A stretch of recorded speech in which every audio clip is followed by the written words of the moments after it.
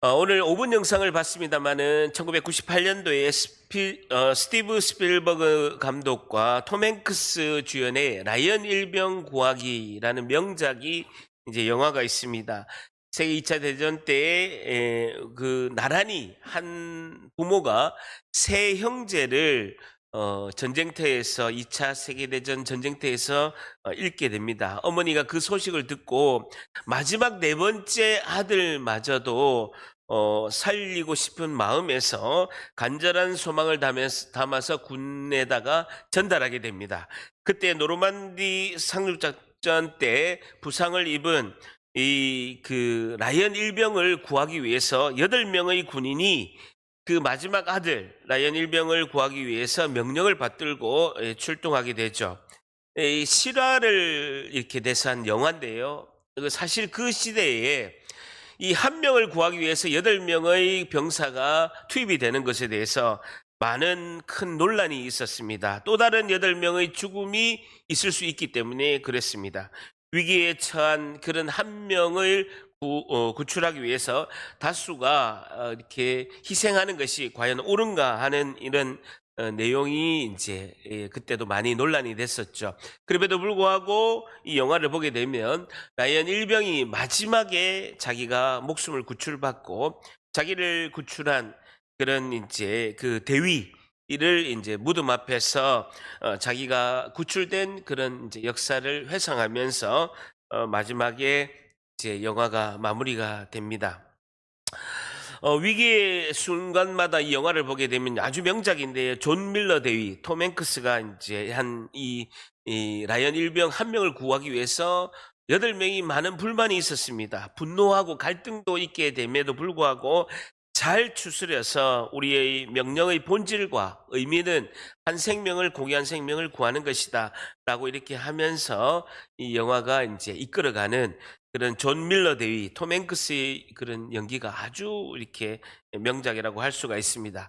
오늘 보는 마가복음 5장의 말씀도 보게 되면 우리 지난주에 이렇게 말씀을 보는 것처럼 마가복음 4장에 예수님께서 갑자기 다른 지역으로 가자라고 하면서 제자들 이끌고 가십니다. 그 배를 타고 한 지역에, 이방 나라의 지역에 한 영혼을 구원하기 위해서 예수님께서 배를 타고 그 먼 곳을 가자라고 하고 있습니다. 이곳은 로마가 지배하는 곳이고 이방 나라의 지역이라서 예수님이 가지 않는 지역입니다. 그럼에도 불구하고 특별하게 제자들 12명과 예수님 함께 13명이 배를 타고 한 사람을 구원하기 위해서 가는데, 지난주에 본문 말씀을 살펴보듯이 큰 풍랑이 일어납니다. 큰 풍랑이 일어나서 제자들이 다 죽을 뻔한 상황에서 예수님께서 바람과 그 광풍을 잠잠하게 하심으로써 무사히 그 지역에 도착함으로써 오늘 본문이 시작되게 됩니다. 오늘 본문을 통해서 예수님이 우리를 구원하신 목적은 무엇일까요에 대한 교훈을 얻고자 합니다. 예수님이 우리를 구원하신 목적은 무엇일까요에 대한 교훈을 오늘 본문을 통해서 얻고자 합니다. 오늘 질문이 뭐라고요? 예수님이 우리를 구원하신 목적은 무엇일까요에 대한 교훈을 얻고자 합니다. 자, 5장 1절. 마가복음 5장 1절 한번 같이 읽습니다. 시작. 예수께서 바다 건너편 거라사인 지방에 이르러. 바다 건너편 한번 줄쳐 보세요. 그 앞에 4장 35절에 보게 되면요. 4장 35절에 보게 되면 그날 저물 때에 제자들에게 이르시되 우리가 저편으로, 이 저편이 바다 건너편입니다. 저편으로 건너가자라고 이렇게 말씀하시는데, 이 바다 건너편은 바로 옆에 보면요. 거라사인 지방이라고 나와 있고, 똑같은 사건을 마태복음은요, 가다라 지방이라고 마태복음 8장 28절에 말씀하고 있습니다. 가다라 지방. 누가복음 8장 26절에는요, 갈릴리 맞은편 거라사인의 땅에 이르러라고 이렇게 말씀하고 있습니다. 여러분, 성지순례를 가면 잘 알겠지만 갈릴리 호수가 워낙 큽니다. 갈릴리 호수가 워낙 커서 큰 호수를 뭐라고 하냐면요, 바다라고 합니다. 실제로는 호수죠. 바다, 염기가 없는 호수인데 큰 호수입니다. 그래서 서쪽 지방은 유대 지방으로서 유대인들이 살고 우리가 같은 나라라고 이렇게 보게 되는데, 동쪽 지방은 이방 나라 지역입니다. 그래서 사람들이 가지도 않고, 그쪽에는 주로 이제 유대인들은 돼지고기를 전혀 안 먹거든요. 신명기 레위기 11장 말씀대로 돼지고기를 절대 먹지 않습니다. 근데 로마 사람들은 돼지고기를 즐겨 먹었습니다. 그래서 이 지역은 돼지를 도축하면서 생계를 하는 아주 이제 큰 지역이죠. 10개의 도시가 있는 큰 지역으로 예수님께서 가자라고 하십니다. 마가복음 5장 20절에 보게 되면요, 이 지역을 데가볼리라고 하고 있습니다. 5장 20절에 보세요. 대가에다 동그라미 치시면요, 열을 뜻합니다. 10개의 도시, 10개의 도시가 묶여있는 큰 지역을 데가볼리 지역이라고도 하고, 그것을 거라사인의 땅, 거라사인 지방이라고 이렇게 마가복음 5장 1절은 말씀하고 있습니다. 이 지역은요, 로마 우상 숭배하고 로마 황제의 숭배, 우상 숭배에 빠져 있는 곳이죠. 그래서 이 지역에 예수님이 하신 일은 딱 하나밖에 없어요. 한 영혼 살리고 돌아옵니다. 아무것도 안 하셨어요. 한 영혼 딱 살리고, 한 영혼이 어떤 영혼이냐? 귀신이 들린 영혼이. 오늘 교회 처음 오신 분도 몇 분 계시는데, 귀신 이야기 하고 싶어서 하는 게 아닙니다. 본문이 그렇게 됐어요. 어쩔 수 없이 마가복음에 딱 2번 귀신 이야기가 큰 나오는데, 마가복음 1장하고 오늘 5장인데 그것을 보고 뭐라고 하냐면요, 가다리가 딱 맞았다라고 이렇게 합니다. 5장에 오늘 귀신 이야기 나오는데, 귀신인데도 큰 귀신이 들렸습니다. 수많은 무리의 귀신이 한 사람에게 들려 있어요. 그 귀신을 들린 한 영혼을 살리기 위해서, 라이언 일병 구하기 위해서 13명이 지금 가고 있는 모습을 볼 수가 있습니다. 자, 2절 한번 같이 있습니다. 시작. 배에서 나오심에 곧 더러운 귀신 들린 사람 무덤 사이에서 나와 예수를 만나냐. 더러운 귀신, 더러운 동그라미 접수. 하나님과 온전한 관계가 있는 것을 거룩이라고 하죠. 거룩의 반대를 더러운 귀신이라고. 예수님이 항상 귀신을 꾸짖을 때 더러운 귀신이라고 하고 있고, 그것이 무덤 사이에서 줄쳐보세요. 이 귀신이 죽음 옆에서 살고 있는 거예요. 무덤 사이에서 산다라는 것은 죽음 옆에서 항상 살고 있다라는 것이죠. 그러면 3절에 보게 되면 그 사람은 무덤 사이에 거처하는데 라고 2절과 3절에 강조하고 있습니다. 하나님을 거역한 자의 마지막 말로가 무덤인데, 무덤 사이에 사는 존재다는, 살아도 죽은 것과 같은 존재라는 것입니다. 살기를 포기한 인생, 살아도 죽은 것이나 다름없는 인생을 살고 있는 귀신 들린 한 사람을 구하러 가시는 겁니다.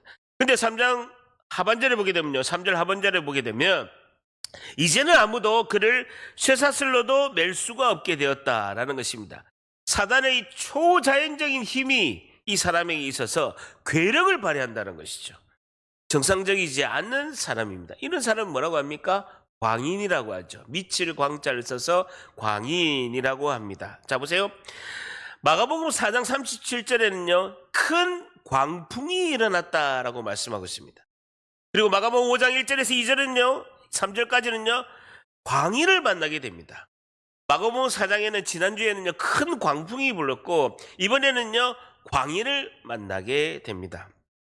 여러분, 우리도 인생을 살아갈 때 원하지는 않지만 인생의 바람과 파도를 만나기도 하고, 인생의 광풍을 반드시 만나게 되어 있습니다. 누구도 예외 없이 인생을 80, 90년 살아갈 때 인생의 광풍을 만나게 되는 것이죠.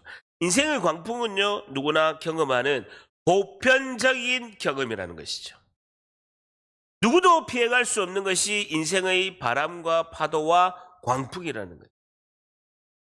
다치기도 하고요, 가족의 죽음을 만나기도 하고요, 사업의 실패를 겪기도 하고, 큰 사건을 당하기도 한다는, 이 광풍이 온다는 인생의 보편적인 경험이라는 것이죠.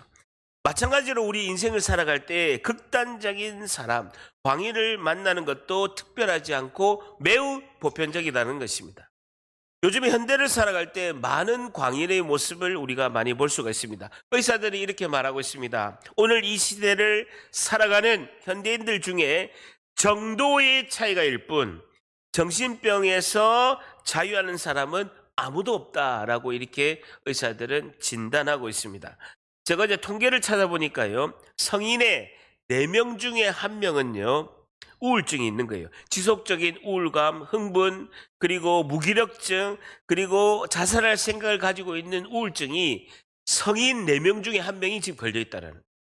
그리고 잠을 못 자는 불면증, 그리고 감정의 변화가 기복이 매우 심한 조울증, 그리고 항상 불안장애가 있는 거예요. 불안한 거예요. 불안장애.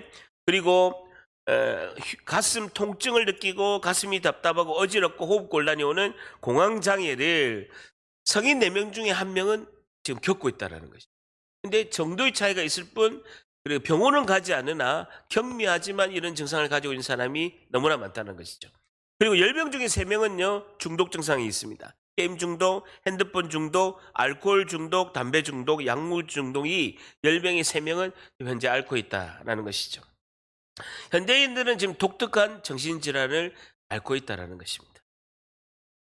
누구나 정도의 차이일 뿐 예의 없이 정신질환을 경미하거나 중증으로 앓고 있다는 것이죠. 절대합니다. 나도 광인이다. 나도 광인이라는 것입니다.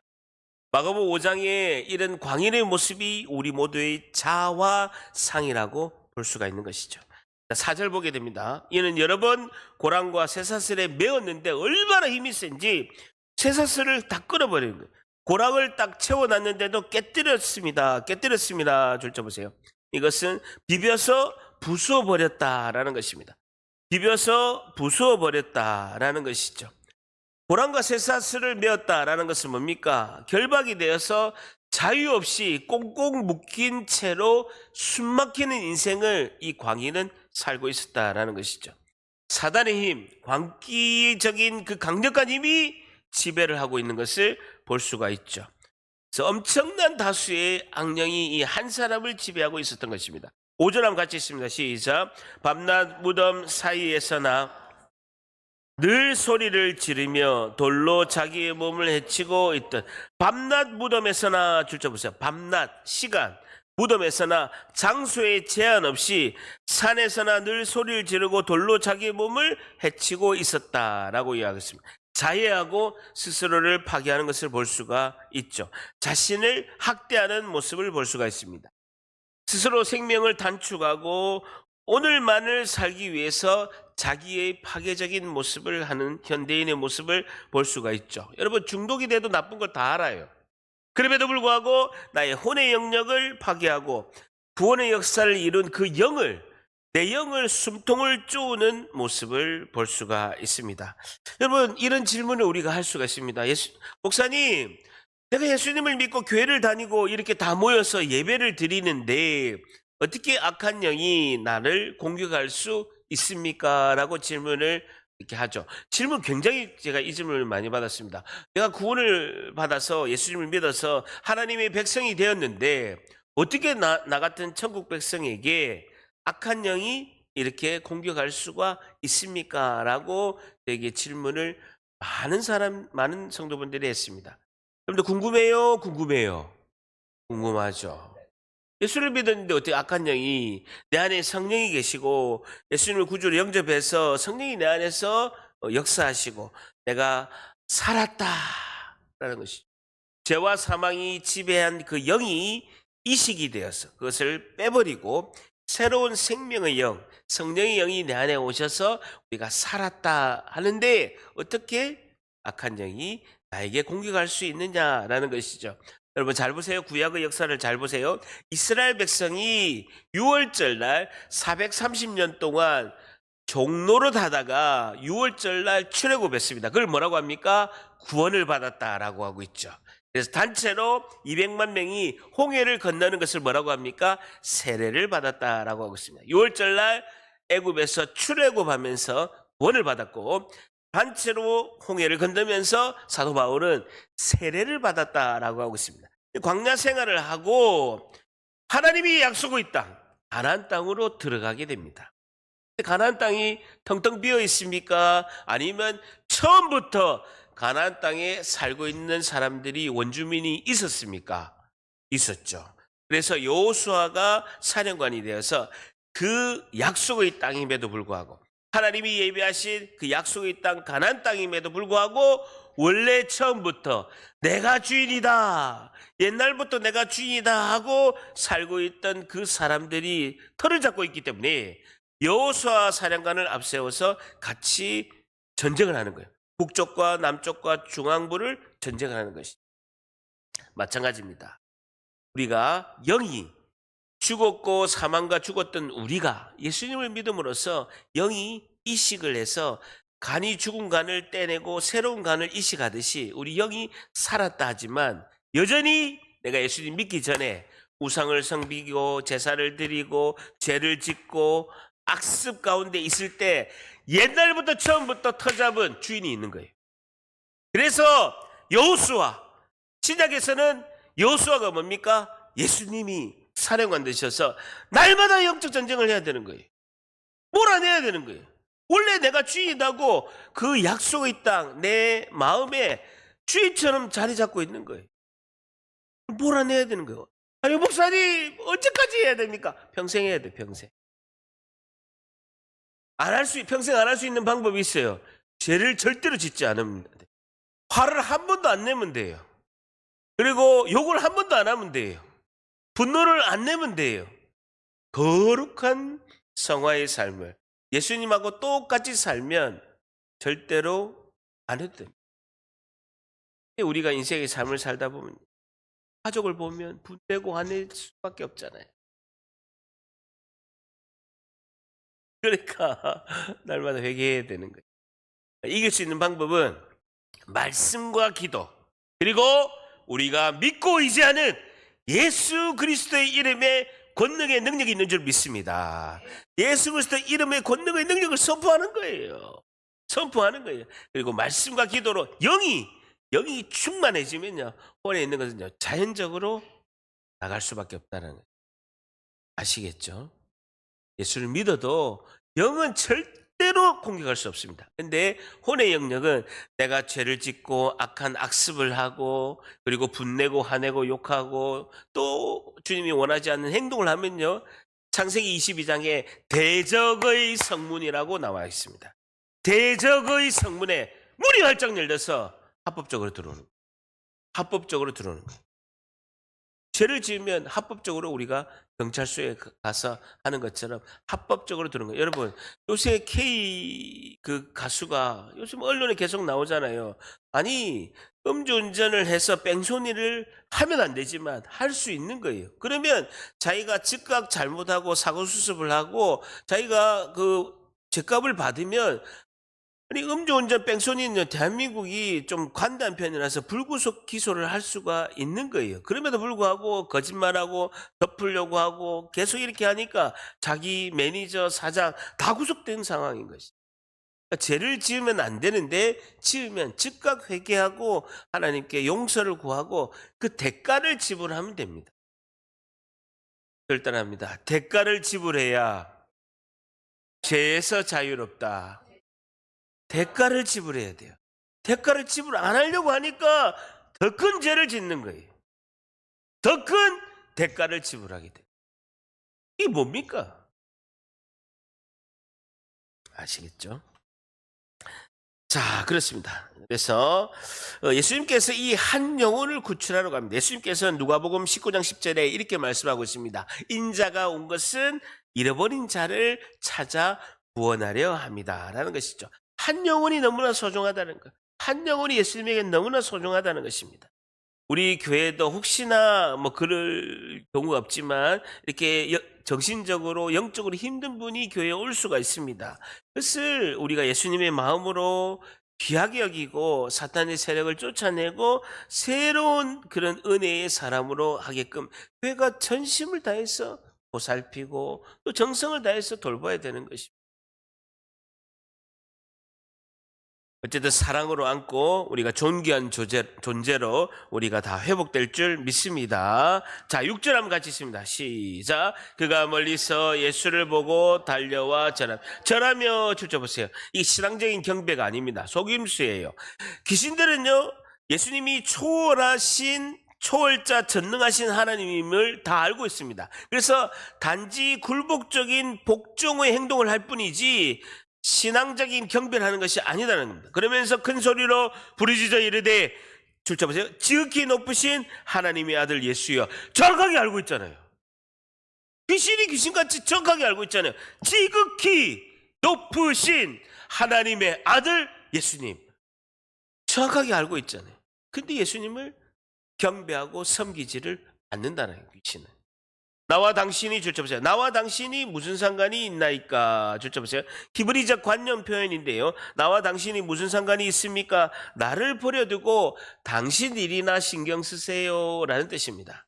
나를 냅두고 당신 일이나 신경 쓰세요. 나와 당신이 무슨 상관이 있습니까? 여기는 내 구역입니다. 거라사 지방은 내 구역이고 내 담당입니다. 꼭 조폭 깡패처럼 이야기하잖아요. 조폭이 그러잖아요. 내 구역인데 왜 오냐 이런 것이죠. 내 구역인데 나를 버려두고 당신 일이나 신경 쓰세요. 나와 당신이 무슨 상관이 있습니까? 라는 것이죠. 제발 우리를 좀 괴롭히지 마세요 라고 간청을 하는 것이죠.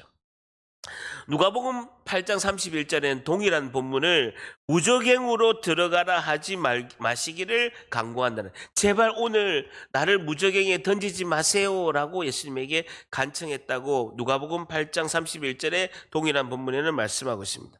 그래서 우리가 귀신을 쫓아낼 때는요, 역으로 이렇게 딱 생각하면 됩니다. 그래, 너가 말한 대로 집사님이랑 너는 아무런 상관이 없으니까, 관계가 없으니까 집사님에게서 즉시 나와 라고 이렇게 예수님의 이름으로 선포하는 것이죠.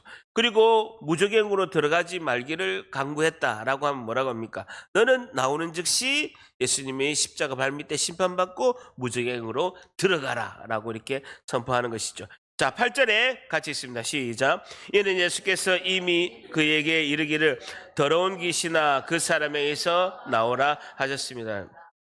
더러운 귀신아 그 사람에게서 나오라. 줄자 보세요. 귀신 보고 나오라 라고 예수님 명령하시는 것이죠. 여러분, 도둑 강도가 경찰이라는 소리만 들어도 두려운 것처럼, 마귀가 귀신이 제일 벌벌 떠는 것은요, 온 천지에 가장 위대하고 전능하신 예수 그리스도의 이름인 줄 믿습니다. 예수 그리스도의 이름으로 쫓아내는 것이죠. 나오라 이렇게 하는 것이죠. 주님의 통치 안에, 주님의 그 권능의 능력의 이름 안에 위대한 권세와 능력이 있는 줄 믿습니다. 사랑하는 성도 여러분, 죄는 병입니다. 성경은 죄를 병으로 이렇게 취급해요. 죄는 심각한 병이죠. 광인이 예수님을 이렇게 만난 것은요, 엄청난 축복이고 기회라는 것이죠. 인생의 위기는요, 그 또 다른 기회입니다. 결단합니다. 인생의 위기는 기회이다. 위기가 올 때 주님이 축복하시고 주님이 나에게 통치하시고 역사하시는 기회라는 것이죠. 우리는 모험을 통해서 열정을 가지고 그 기회를 잡아야 되는 거예요. 잡아야 되는 것입니다. 여러분, 광인이 만난 예수님은 어떤 분이십니까? 첫째, 죄의 병을 고칠 능력이 있으신 분이에요. 죄의 병을 고칠 능력이 있으신 분이 예수님이고, 두 번째, 죄인의 병을 고쳐줄 마음이 있으신 분이에요. 죄인의 병을 고쳐줄 마음이 있으신 분이에요. 여러분, 고쳐줄 마음이 있는데 능력이 없으면 이거 곤란한 거고요. 능력은 있는데 고쳐줄 마음이 없으면 또 고칠 수가 없는 거예요. 예수님은 능력도 있으시고 고쳐줄 마음도 있으신 분인 줄 믿습니다. 그 예수님의 이름에 권능의 능력을 우리가 의지하는 거예요. 무엇으로? 믿음으로 의지하는 거예요. 주님은 살아계시고 나를 사랑하셔서, 우리 교회를 사랑하시고 우리 성도를 사랑해서 치료받고 회복하시기를 원하시는구나. 한 영혼을 구원하는 것이, 인자가 온 것은 한 영혼, 잃어버린 한 영혼을 구하기 위해서 왔다라고, 그 말씀에 의지합니다라고 주님을 붙잡는 거예요. 믿음으로 붙잡으면 위대한 기적이 이루어질 줄 믿습니다. 자, 9절 한번 같이 있습니다. 시작. 이에 물으시되 내 이름이 무엇이냐 이르되 내 이름 우리가 많음이다 하고, 내 이름이 무엇이냐, 전쟁 승리할 때 왕이 적장에게 물어보죠. 너 이름이 뭐냐? 알고 있으면서 물어보는 거예요. 귀신의 정체를 예수님께서 제자들 앞에서 밝히시기 위해서 그렇게 물어보는 것이죠. 내 이름은, 내 동그라미 쳐보세요. 이건 단수인데요, 군대인이라고 하고 있고, 우리가 동그라미 쳐 복수죠. 우리가 많음이니이다. 광인의 입을 통해서 귀신의 우두머리에게 예수님께서 말할 기회를 주시는 거예요. 내 이름은 군대 동그라미. 헬라어로 레기오원인데요. 사단 병력입니다. 6천 명. 6천 명의 귀신이 6천 명의 귀신이 한 사람에 들어온 거야. 레기온 사단의 병력, 로마의 사단의 병력이 6천 명인데 6천 명의 귀신이 한 사람에 들어간 거예요. 귀신 본부를 아예 이 사람에게 그 안에 속에서 차리고 있는 것을 볼 수가 있죠. 자, 그러면서 자기를 그 지방에서 내보내지 마시기를 간구하는 것이죠.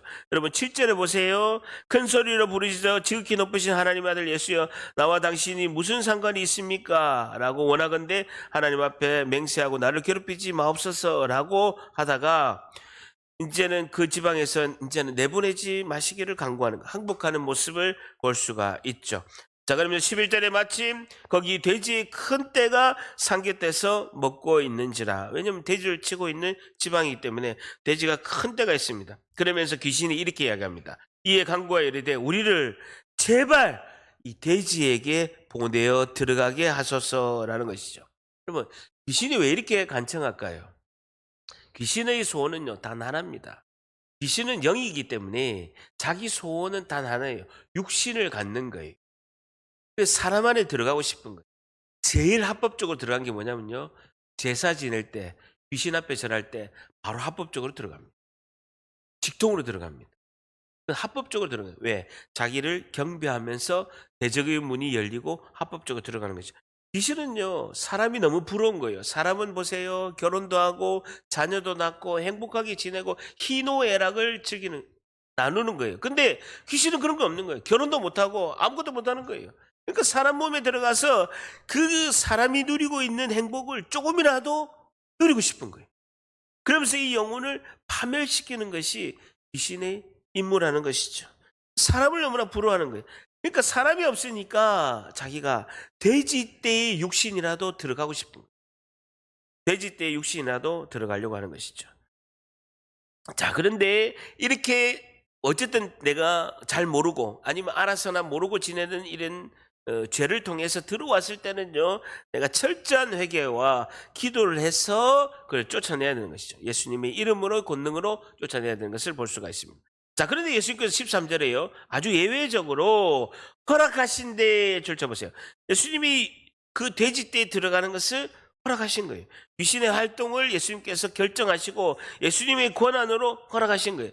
그래서 더러운 귀신이 그 사람에게서, 광인에게서 나와서 돼지에게 들어갔는데 거의 줄쳐보세요, 2,000마리가 되는 돼지떼가 있어요.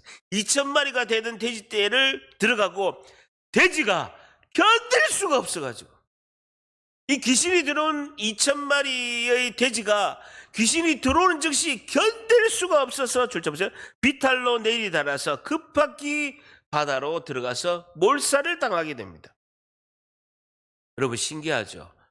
귀신은 돼지에 들어갔는데 돼지가 몇 분도 못 견뎌가지고 괴로워서 다 죽어버리는데, 인간은 들어오면요, 몇 년도 있고요, 몇십 년도 같이 있어요.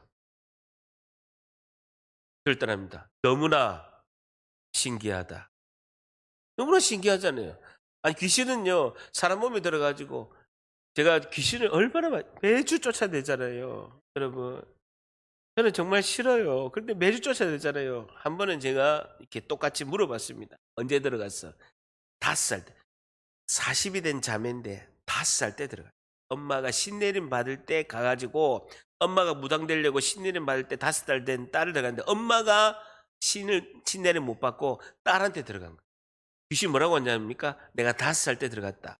나오라고 하니까 뭐라 합니다. 내 집이다.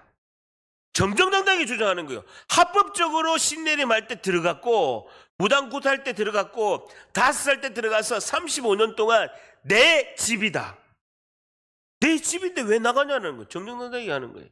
아, 네 집이건 상관없고 예수 그리스도 이름의 권능은 능력으로 명하노니 이 자매에게서 즉시 나오라. 안 해! 하는 거예요. 놀라운 것은요, 자매가 자기인 것처럼 붙잡고 있어요. 그렇게 그 귀신 때문에 교회도 못 가고 자살하라고 우울증이 오고 잠도 못 자고 불면증에 죽을 만큼 힘든데 35년 내내 붙잡고 있는. 아니, 돼지는 몇 초도 못 견뎌서 바다로 몰살하는데 사람은 몇 년, 몇십 년 잡고 있죠. 이게 너무나 안타까운 거예요. 그래서 너무나 안타까운 게 목사가 이게 너무 안타까워. 너무 가슴이 아파요. 쫓아내는 건 자기가 쫓아내야 돼. 자기가 쫓아내야 되는데 목사는 열심히 도는데 자기가 붙잡고 있는 이게 나다라고 생각하는 거예요. 너무나 안타까운 것이죠. 여러분 돼지 2,000마리가 몰살하는데요. 돼지 한 마리가 계산을 해봤습니다. 170근이에요. 170근. 돼지 한 마리가 도매가로 170근에 40만 원인데 도축하면 60만 원이랍니다. 평균 50만 원 잡아도 2,000마리면 얼마입니까? 2,000마리 곱하기 50만 원 해보세요. 10억입니다. 10억. 여러분 10억이 한꺼번에 없어진 것이죠. 이것을 통해서 우리의 성경은 교훈을 삼고 있습니다. 매 순간 우리가 영적 전쟁을 하고 그 죄의 뒤에는요 항상 배후 세력이 있는데 사탄 마귀가 있다는 거예요. 우리가 음란하고 음행하고 폭음하고 폭력되는요 항상 배후 세력 사탄이 있다라는 것이죠. 우리가 영적으로 우리가 깨달아야 되고 믿음의 눈으로 그 영적인 세계를 봐야 된다는 것입니다. 여러분 도망간다고 절대로 우리가 이 귀신들이 포기하지 않습니다. 그래서 십자가의 보혈을 의지하고 우리가 본능의 능력으로 주님을 의지하는 선포가 유일한 길인 줄 믿습니다. 자, 그러면 14절에 치던 자들이 도망하여 쫓아보세요.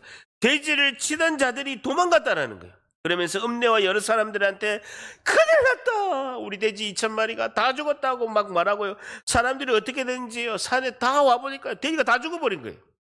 상상을 초월한 놀라운 상황이 발생한 것이죠.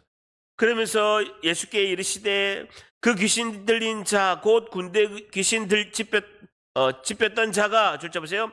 옷을 입고 정신이 온전하여 앉은 것을 보고 마을 사람들이 두려워한 것입니다. 여러분 광인이 예수님의 은혜를 입었을 때 첫 번째 반응이 뭡니까? 옷을 입었다는 거예요. 줄쳐 보세요. 옷은 뭘 뜻합니까? 신분을 의미하죠. 그전에는 죄와 사망의 죄수복을 입었다가 지금은요 뭘 입었습니까? 그리스도 예수님의 옷을 입었다는 거예요. 갈라디아서 3장 27절에 누구든지 그리스도와 합하기 위하여 세례를 받은 자는 그리스도로 옷을 입었느니라. 예수님의 옷을 입은 거예요. 예수님의 옷을 입으니까 뭡니까? 나는 하나님의 아들이다. 나는 하나님의 딸이다라고 옷이 신분을 말하는 것이죠. 옷이 신분을 말하는 거예요. 담임 목사가 주일 설교 예배하는데 추리닝을 입고 왔다. 여러분 난리가 납니다. 넥타이 메고 이렇게 해야 되는 거예요. 옷은 자신의 신분을 말해요. 두 번째 앉게 되었다는 겁니다. 정신이 온전하여 앉은 것을 보고 두려웠다. 앉게 되었다는 거예요. 그전에는 이 광인이 앉지를 못한 거예요. 그런데 정신이 온전해지니까요 앉게 되었다는 거예요. 막 불안해서 계속 다니고 무덤비를 막 뛰어다녔는데 지금은 앉게 되었다는 거예요. 누가복음 8장 35절에는요 이렇게 동일한 본문을 이렇게 말씀하고 있습니다. 정신이 온전하여 예수의 발치에 앉아 있는 것을 보고 오라는 겁니다. 예수님 발밑에 이 광인이 은혜를 받고 앉은 거예요. 왜 앉았겠습니까? 예수님의 말씀을 들으려고. 예수님이 선포하시는 복음의 말씀을 들으려고 예수님 발치에 앉아 있다는 거예요.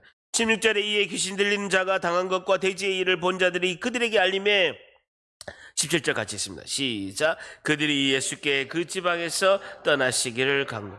야, 예외적이죠. 이 엄청난 사건이 있었는데 예수님 떠나라는 거예요. 여러분, 왜 이들은 자신들도 이 마을 사람들이 예수님에게 구원을 받고 하나님의 은혜를 경험해야 되는데 예수님 떠나세요라고 이야기하고 있어요. 영적인 실체도 다 보게 되고요. 이 사람은 유명한 귀신 들린 사람, 쇠사슬도 뜯고 마을에서도 가족들도 이웃도 다 포기한 사람입니다. 근데 이 사람이 정신이 온전히 오고 옷을 입고 다 벌거벗어서 다니다가 옷을 입고 예수님 발치 밑에서 예수님 말씀을 듣습니다. 충격적이죠. 그런데도 2,000마리의 돼지떼가 귀신이 들어가서 죽은 것을 보고 예수님 우리도 구원의 은혜를 베푸세요. 우리에게 은혜를 베푸세요 해야 될 이 마을 사람들이 예수님 떠나세요라고 합니다. 왜 그렇습니까? 자신의 눈으로 예수님의 놀라운 은혜를 경험했는데 예전 그대로 살기를 여전히 원한다는 것이죠. 교회도 그런 경우가 있습니다. 목회 현장에서도 가장 안타까운 것이 이것입니다. 하나님의 기적적인 은혜를 경험하고도 두려움으로 예전처럼 살려고 한다는 것이죠. 은혜의 뒤에 두려움에 속는 것이죠. 결단합니다. 은혜의 뒤에 두려움에 속지 말자. 뭐가 두려움입니까? 뭐가 두려움입니까? 이 사람들은 눈앞에 본 경제적인 손실에 그 손실만 생각해서 매우 어리석고 안타깝게 물질적인 이기심만 생각해서 예수님에게 떠나라고 합니다. 여러분, 예수님께서 이 거라사 귀신을 구원하시기 위해서 제자들에게 가자라고 했을 때, 지난주에도 제가 이야기했듯이 풍랑이, 큰 광풍이 오는 것을 예수님께서도 아시고 그것을 다 제어할 수 있는 계획이 있기 때문에 가자 하신 거예요. 다시 말해서 2,000마리의 돼지떼가 손실을 입었다면 그것을 복구하고 회복할 능력이 있으신 분이기 때문에 그런 계획도 가지고 계신 거예요. 아니, 온 우주 만물을 창조하시고 모두 창조하신 지구가 다 예수님이 만드신 건데 돼지 2,000마리 그 10억 보상 주님이 못 하시겠습니까? 그 계획이 없으시겠냐고요. 다 계획을 가짐에도 불구하고 당장 눈앞에 있는 물질적인 손해, 물질적인 이기심에 의해서 예수님 보고 가라고 하는 것이죠. 예수님 믿고 은혜를 엄청 받다가 갑자기 브레이크 거시는 분이 많이 있습니다. 제가 많은 분에게 질문했습니다. 은혜를 받아서 계속적으로 하시지 왜 이렇게 적당히 거리를 두시고 한 주 나왔다가 또 안 오셨다가 목사님 월요일날 신방 전화하면 갈게요 하다가 나오셨다가 또 안 나오셨다가 왜 그렇게 하십니까? 이렇게 큰 은혜를 받고도 왜 그렇게 하십니까? 라고 제가 여러분에게 여쭤봤습니다. 공통적인 대답입니다. 너무 은혜 받아서 두렵습니다. 너무 은혜 받을까봐 두렵습니다. 너무 은혜 받으면 교회에다가 내 재산 다 헌금할 걸로 착각해서 걱정하는 거예요. 그런 걱정 제발 안 해도 됩니다. 제발 하지 마세요. 제발 하지 마시라고. 평생 30년, 40년 교회 다녀도 여전히 믿음이 초등학교 1학년에 머물러 있는 거예요. 2학년을 못 가는 거예요. 너무 안타깝습니다. 하나님은 오늘도 주인공을 찾으시는 거예요. 한 영혼 주인공 찾으시는 거예요. 하나님이 하실 일이 있다라는 거예요. 내가 브레이크를 잡는 거예요. 전진해야 되는데 차를 멈춰서 가지고 새 차인데도요. 차 멈춰가지고 30년, 40년 동안 1km도 못 달리는 거예요. 너무나 안타까운 것을 볼 수가 있습니다. 온 우주 만물을 창조하신 예수님께서 그 돼지 2,000마리 손해를 해결하지 못하시겠습니까? 아니라는 것이죠. 자, 보세요. 하나님은 하늘의 신령한 복과 땅의 기름진 복으로 여러분에게 우리에게 충만히 임하실 줄 믿습니다. 마태복음 6장 33절에 그런즉 너희는 먼저 그의 나라와 그의 의를 구하라. 그리하면 이 모든 것을 너희에게 더하시리라. 빌립보서 4장 19절에 나의 하나님이 그리스도 예수 안에서 영광 가운데 그 풍성한 대로 너희 모든 쓸 것을 채우시리라. 역대상 29장 12절에 구하기가 주께로 말미암고 주는 만물의 주제가 되사 손에 권세와 능력이 있사오니 라고 말씀하고 있어요. 여러분, 아브라함도 거부했고요. 이삭도 거부했고 야곱은 더 거부했어요. 요셉요 애굽 총리였어요. 풍성한 대로 주님이 채워주실 줄 믿습니다. 자, 18절 같이 있습니다. 시작. 예수께서 배에 오르실 때 귀신 들렸던 사람이 함께 있기를 귀신 들린 사람은 함께 있기를 강구한 거예요. 마을 사람과 반대죠. 귀신 들린 사람은 왜 함께 있자고 했을까요? 예수님에게. 마을 사람은 예수님 떠나세요 하고 귀신 들린 사람은 가족들 버림받고 이웃과 버림받아서 가족에게 가고 싶을 거예요. 이웃에게 가고 싶은데 정상 사람이 되었는데 예수님에게 함께 있기를 간구했다는 것이. 왜 그랬을까요? 왜 그랬을까요? 예수님이 떠나면 귀신이 다시 들어올 것 같은 두려움이 있었던 것이죠. 예수님께서는요, 아니다라고 19절에 말씀하십니다. 19절 같이 있으면 시작. 허락하지 아니하시고 그에게 이르시되 집으로 돌아가 주께서 내게 어떻게 큰 일을 행하사 너를 불쌍히 여기신 것을 너희 가족에게 알리라. 동그라미 잡으세요. 아파게론이란다는데 부탁하다라는 뜻입니다. 부탁해서 꼭 알려라라는 뜻입니다. 아파게론이라는 뜻이 부탁하자. 그래야 꼭 알려라 라고 말씀하신 거죠. 부탁하자라는 뜻입니다. 알리라는 뜻 그 안에 부탁할 때니 꼭 알려라 라는 뜻입니다. 자기 집으로 돌아가서 가족들에게 새 삶을 시작하고 구원의 복음을 가족에게 전하는 너는 사명이 있다라는 거예요. 나를 따라오는 것이 아니라 너에게 있는 사명이 있기 때문에 너 사명을 위해서 내가 구원을 했다라고 말씀하시는 것이죠.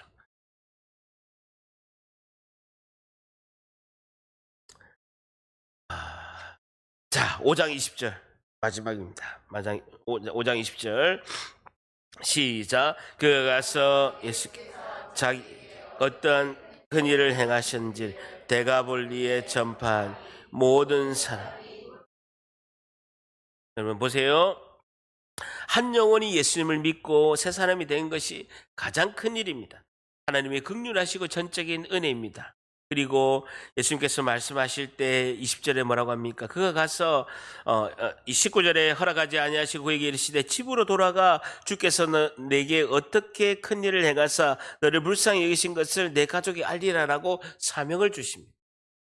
사명이 있으니까 나를 따라오지 말고 그 사명을 이루라. 근데요, 이 데가볼리에 이 사람이 전도사가 된 거예요. 20절에 보게 되면 그가 가서 예수께서 자기에게 어떻게 큰 일을 행하셨는지를 데가볼리에 10개의 도시에 다 전하니 모든 사람이 놀랍게 여기다라는 것입니다.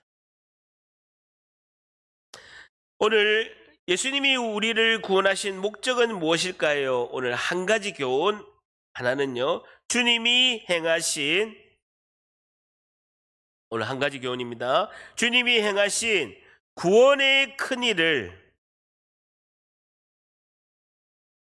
주님이 행하신 구원의 큰일을 전하는 사명을 주시기 위함입니다. 주님이 행하신 구원의 큰일을 전하는 사명을 주시기 위함입니다. 우리를 구원하신 목적은요, 주님이 행하신 구원의 큰일을 전해라는 것입니다. 그 일을 전하기 위해서 우리에게 사명을 주시기 위해서 우리를 구원하셨다라는 것이죠. 한 마을 사람은 예수님 나가세요. 이 귀신 들린 광인은요, 회복하고 나서 주님을 따라가겠습니다라고 한 것이죠. 그것은요, 주님이 주신 그 소명을 주님은 깨닫게 하시고 그 소명을 너희가 이루라라고 강조하시는 것입니다. 우리는 삶으로 복음을 전하고 열매 맺는 것이 우리 성령이 하시는 역사입니다. 그래서 사명을 기억하면요, 그 사명이 우리의 인생을 이끌어 간다는 것이죠.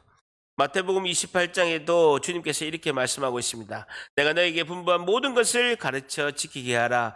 볼지어다 내가 세상 끝날까지 너희와 항상 함께 있으리라 라고 말씀합니다. 한 사람이 사명을 깨달아서 한 사람이 살아남으로 그 사람을 통해서 하나님의 영광이 드러날 줄 믿습니다. 오늘 본문이 이야기하는 것은 딱 하나입니다. 한 영혼이 천하보다 귀하다라고 이렇게 하고 그 한 귀신 들린 사람이 10개 도시에 전도사가 되었다라고 이렇게 말씀하고 있습니다.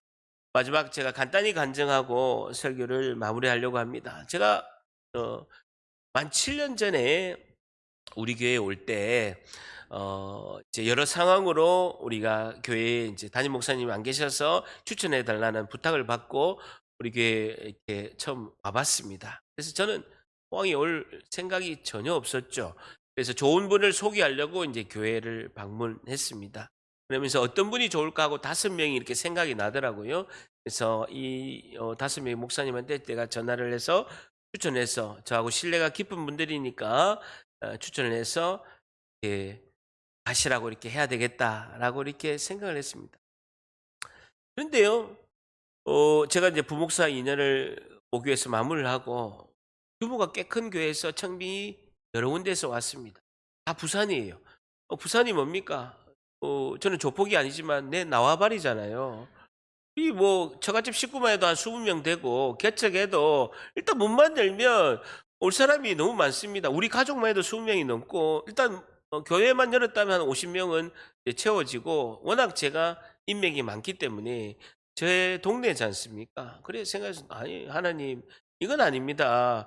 그리고 큰 교회에서도 오라 하고 제가 개척을 해도 50명 금방 올 수 있는데 포항에 와서 아무도 모르고 포항에 와서 제가 고생합니다라고 많이 거부를 했죠. 그런데도 하나님 마음을 주시는 거예요. 그래서 제가 단판을 지었습니다. "왜? 왜 포항에 오라고 하십니까?" 라고 단판을 지었어요. 근데 제가 지금도 제가 꼼짝 못하게 하나님이 말씀하시는 거예요. "너와 같은 한 영혼을 한 영혼만을 원하라." 다시요. "너와 같은 한 영혼만을" 주님의 관심은요. 많은 사람이 한 영혼 그것을 위해서 "포항에 가라." 하시는 것입니다. 우리 모두가 그 한 영혼의 주인공이 될 줄 믿습니다. 여러분, 여러분 만나려고 왔잖아요. 눈도 다치고 쓸개도 떼내고 부모님도 돌아가시고 그런데요. 요동치 않습니다. 주님이 한 영혼을 이 메시지가 저를 요동치 않게 하시는 거예요. 그게요. 많습니다. 아무리 해도 목사의 심정을 몰라줄 때 마음을 열어서 보여줄 수도 없고 안타까움 너무 많습니다. 너무나 많은 오해도 받아요. 전혀 그런 생각이 없는데 오해를 하고 성도분들이 시험에서 실족할 때는 손발이 떨어져 나가는 고통이 있습니다. 그럼에도 불구하고 한 영혼을 보내라. 너에게 사명을 주었으니 한 영혼만 구원하면 100점이다. 우리 모두가 그 한 영혼의 주인공이 될 줄 믿습니다. 기도하겠습니다.